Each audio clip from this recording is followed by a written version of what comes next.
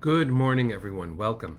My name is Menachem Creditor. It's my honor to serve as scholar in residence and rabbi for UJA Federation of New York. We bring you Torah and music, blessing, and community every weekday.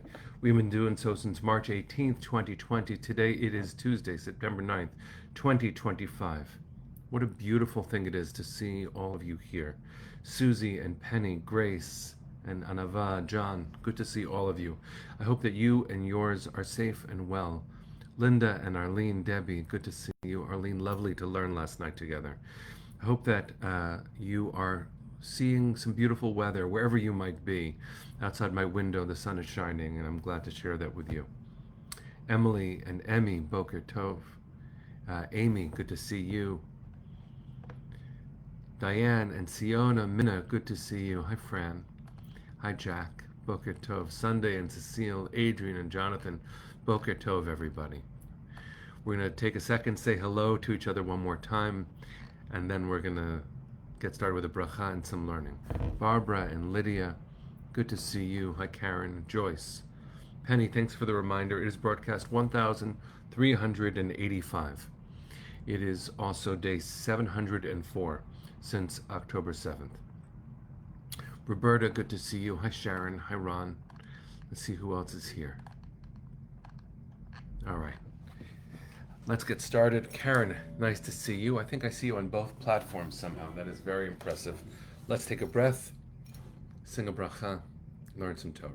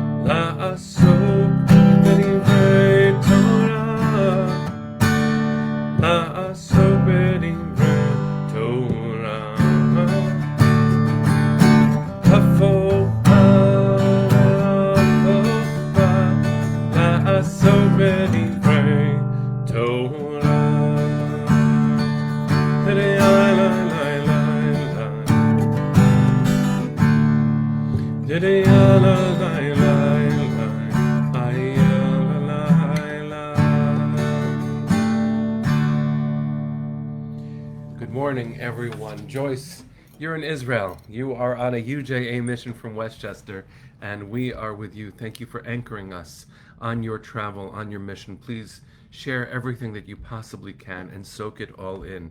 Thank you for representing us to bring our hearts with you wherever you go.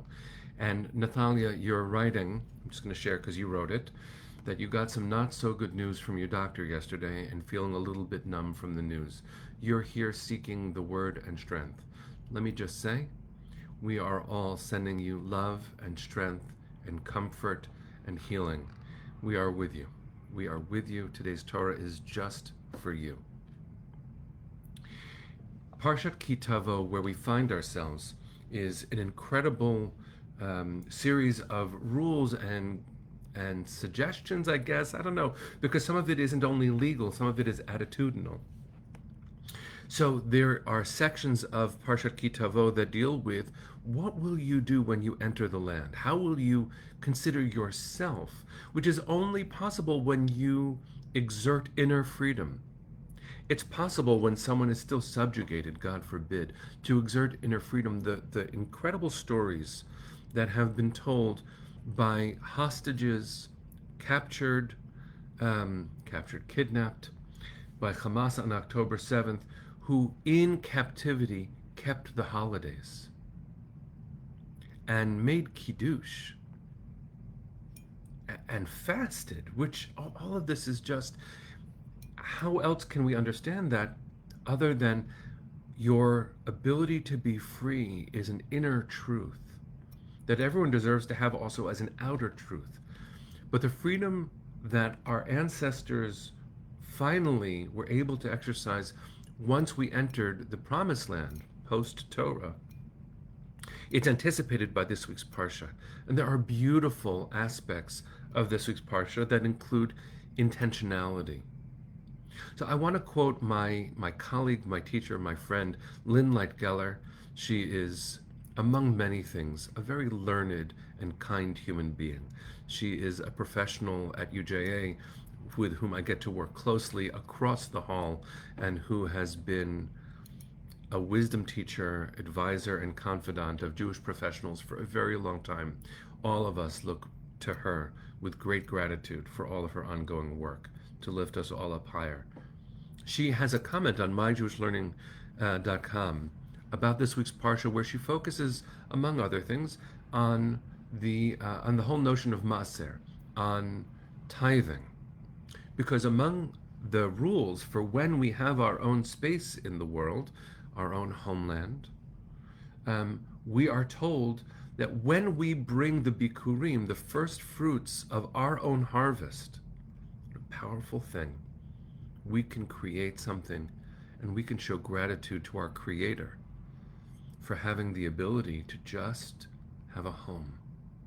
And so we bring those first fruits forward, and there's a declaration that we say. We say, Arami Oved Avi.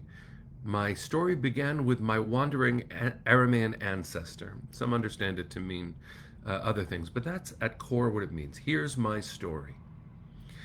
It talks all the way through the Exodus, all the way to, and now I am here in the land that God has promised my ancestors. I have grown fruits, and I present the bikurim, the first fruits. It's a selective story. There are things left out. That's for a different moment of teaching. But there's one part of it. It's Devarim chapter 26, verse 13. I'll just say the English. I have done just as you commanded me. This is the formula we recite. I have neither transgressed nor forgotten any of your commandments. And all of this is from Lyn Light Geller, my colleague, her great comment on My Jewish Learning. I'm just really channeling her wisdom here. She quotes the Sfat Emet, the Hasidic commentator Rabbi Yehuda Aryeh Leib of Ger, the Gerer Rebbe, who says, why would you need to say this? I'm bringing the bikurim, this first fruits offering, and I say I haven't forgotten what you've told me to do. But it's obvious I haven't forgotten what you told me to do. I'm doing it. So why do you need to say this? Lyn quotes the Gerer Rebbe, who wrote, this reminds us that we shouldn't do things in a routine way, but rather we should act with intent. Most of us, this is Lyn writing, can think of instances in our lives when we've engaged in an activity or conversation while our minds really were somewhere else. And the Sfat Emet, she calls it the Sfas Emes, admonishes us to work against this. There are lots of ways to try to get people to do the right thing. Moshe, in this entire Sefer, this entire book, in Genesis, in Devarim, in Deuteronomy, is working very hard to make sure that we will do the right thing when he's not watching, because he knows his days are limited and he knows we don't listen. So part of the Parsha and part of the book of Devarim includes rewards and punishments promised for specific actions. Do this, reward. Don't do this, punishment. And that's what we call in leadership theory or industrial age leadership theory, carrot and sticking. Here's a carrot. Do the right thing, you'll get the carrot. If you don't do the right thing, God forbid, here's the stick. It's language we would never use. We really should not use it at all. But the other way to think about this is that acting with intent brings you closer to your Creator and to your creative self. For some, that's the exact same thing, the God within acting through our bodies. That's what it is to do mitzvot. That's what it is to be good. That's what it is to do our best, to be close with other people. And that's also what it is to fight for life when we must. But intent brings an action that you were already doing into a place of attunement. Yes, our ancestors fought for us to have this opportunity to be free. And I say this today, not just in the name of our ancestors, the first to be in our homeland, Eretz Israel, but to be in a place of gratitude no matter how much success we achieve. I'm just going to read the way Lyn ends her comment because I think it's useful for us to dig deep, and even if our routine includes great goodness, you give tzedakah, you learn, you do all the interpersonal mitzvot you possibly can, you show kindness and compassion, and you fight for life. All of that, even that can become routine. So listen to how Lyn closes her thinking. We all know that there are times when encouragement and reward alone don't ensure that certain patterns of behavior will be maintained. However, one pays a psychological price for relying upon negative incentives, and the store portion, leaves her wondering at the effectiveness of the model. I'm just riffing for a moment, we're taught in Pirkei Avot 2,000 years ago that when love is dependent upon anything, conditioned on anything, it won't last. But when love is unconditional, it will. When anything is premised upon reward or punishment, you take away the reward, take away the punishment, and the action might end. But if it is about a deep intent, it has nothing to do with the reward or the punishment. Some balance is provided by the blessings that precede the warnings in this Parashah, the Tochacha, the section that is just really harsh, the punishments that are threatened if we don't listen. But the imbalance is 53 warnings to 14 blessings in terms of the number of verses. It leaves no doubt where the emphasis in our Parsha is placed.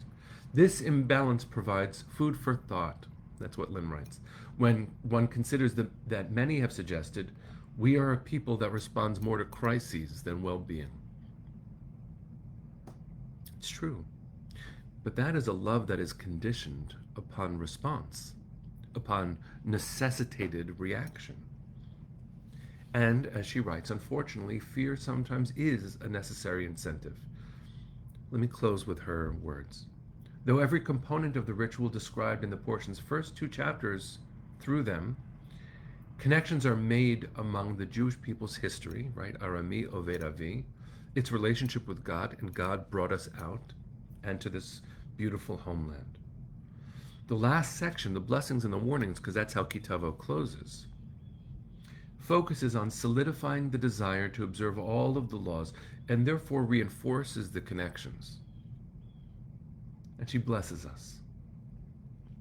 And let me just use her blessing for us today. May our own journeys bring us as vivid a connection to our people's history, to our land, and with God.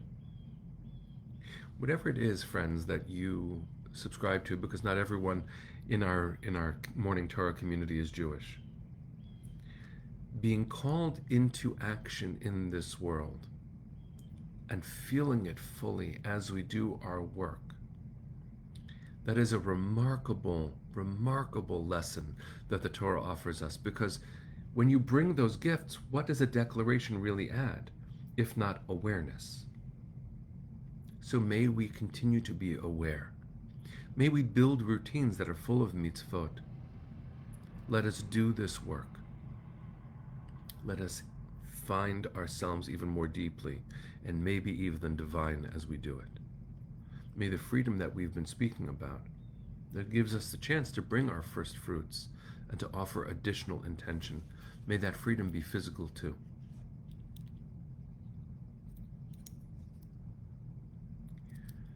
It is a complicated day, as every day has been, 704 days after October 7th. We want them in our arms. May our 48 beloveds be in our arms so that we can care for them and we can move forward, bringing the gifts we're called to bring. Send your hearts to the east, friends. Let's sing. Kol hod balevav pnima nefesh Yehudi homiya ulefatei mizrach kadima ayin letzion tzofia od lo avda tikvateinu התקווה בת שנות 2000 להיות עם חופשי בארצנו ארץ ציון וירושלים להיות עם חופשי בארצנו ארץ ציון Virushalayim. Bring them home now. Am Yisrael Chai. See you tomorrow, my friends.